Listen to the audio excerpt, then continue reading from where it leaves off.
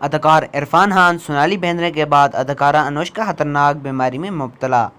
अस्सलाम वालेकुम व्यूअर्स, मैं हूं उस्मान और आप देख रहे हैं मेरे यूट्यूब चैनल मानी वासी को। टाइम वेस्ट किए बिना चलें आज की वीडियो शुरू करते हैं।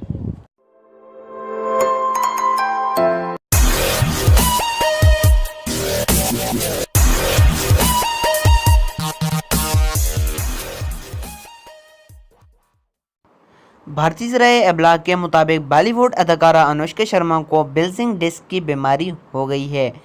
भारतीय ज़राए अबलाग के मुताबिक अदाकारों को इंटेंसिव फिजियोथेरापी की वजह से यह बीमारी हुई है, जिसकी वजह से वो परेशान हैं। डॉक्टरों के मुताबिक उन्हें 3 से 4 हफ्ते आराम की ज़रूरत है।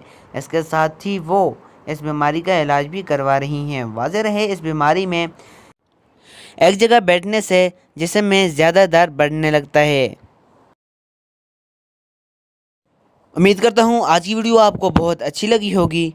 चलें मिलते हैं एक नेक्स्ट वीडियो में, तब तक के लिए अल्लाह हाफिज़।